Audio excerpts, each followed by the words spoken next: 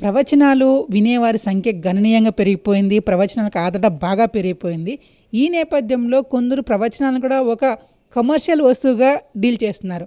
మీరెందుకండి? మీరు చాలా ఈ అంశాలకు చాలా దూరంగా ఉంటారు. మీకు డబ్బు మీద ఆసక్తి లేకపోవడనా?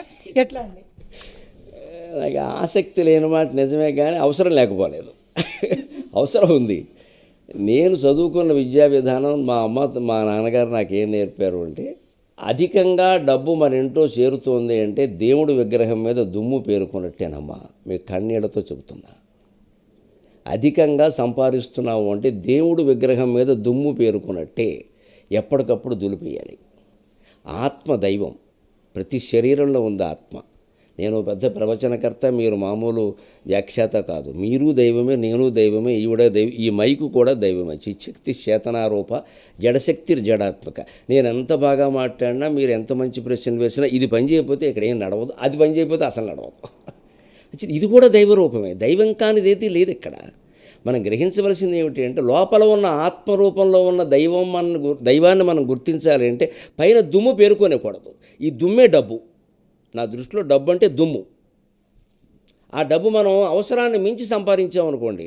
నేనే ఉదాహరణకు తీసుకుందాం. నేను ఒక ప్రతి ప్రవచనానికి నాకు ₹1,00,000 ఇవ్వమంటే వీళ్ళు ఇస్తారమ్మా. నాకు ఆ డిమాండ్ ఉంది, ఇస్తారు. లక్షల అవకాశాలు వచ్చే సినిమా వాళ్ళు కూడా నా వెనకాల తిరుగుతున్నారు 5-6 ఏళ్ల బట్టి. మాకు పద్యం రాయండి, పాట రాయండి, లేకపోతే మాటలు రాయండి, మీకు ఒక ఐడియా ఇవ్వండి, పౌరాణిక సినిమా తీస్తాం, మీరే ఏదో చేయండి అంటూ.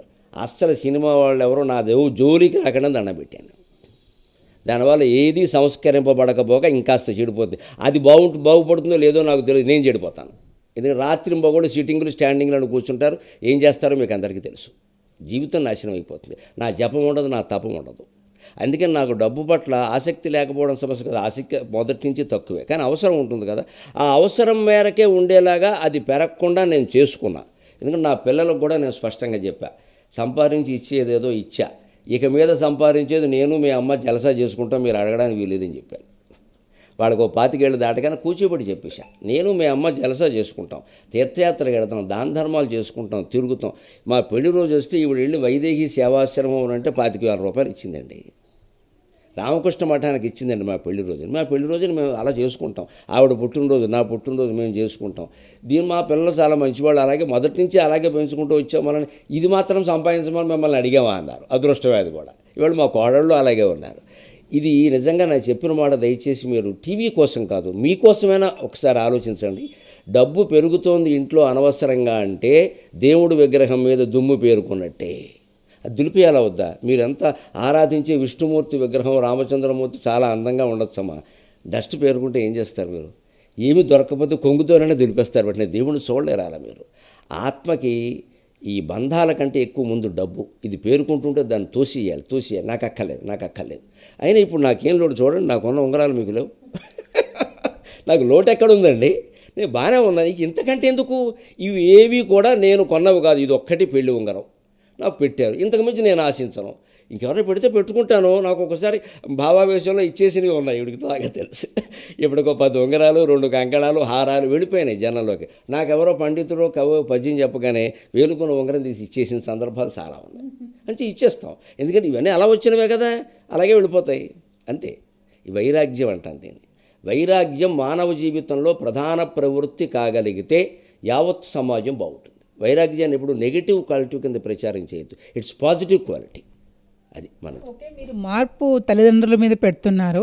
తల్లిదండ్రుల నుంచి ఒకవైపు చూస్తే మన రాజకీయాలు కూడా మార్పు ఎంతైనా అవసరమని భావిస్తున్నారండి. రాజకీయాలు కాదు, ముందు గాలి కూడా మారాలి. చలిగాలి ఎక్కువగా ఉంది 4 రోజులు బట్టి. చాలా మారాలి. కానీ వారు మారాలని వీరు మారాలని వారు ఆశిస్తూ ఉంటే మార్పు ఎక్కడి నుంచి రావాలో మీరు చెప్పండి. అంచేది వాళ్ళందరిలోనూ వచ్చే మార్పు ముందు నా నుంచి రావాలి అని నేను అనుకుంటే, ఒక పిల్లాడు కర్తవ్యం చేయాలి అనడం కంటే ఒక తల్లి లేదా తండ్రి వారి కర్తవ్యం చేయాలనడం తేలిక. ఎందుకంటే వీరు పెద్దవాళ్ళు, వీళ్ళు అవగాహన చేసుకుని చేయగలరు. వాడు మార్చుకోలేడు, చిన్నపిల్లాడు. ముందు వీళ్ళు సంస్కారం ముఖ్యం, మాకు మార్కులు కాదు. మీరు 25 ఏళ్ళ నుంచి మీ ప్రవచనాలు చెప్తున్నారు. మీ ప్రవచనాల్లో చెప్పడం మీకు తృప్తినిచ్చాయా? ఇంకా ఏమైనా మిగిలిపోయింది ఏమైనా ఉందా అండి? లేదు, అసలు నన్ను అడిగితే ఈవిడ చెబుతుంది ఆ విషయం బాగా. 1 శతాబ్దానికి సరిపడి చెప్పేశారు ఉంటుంది చాలాసార్లు. ఎప్పుడైనా మానేసినా పర్వాలేదు. 1 దశాబ్దంలో 1 శతాబ్దానికి సరిపడ చెప్పేశారు. ప్రతి అంశాన్ని చెప్పారు.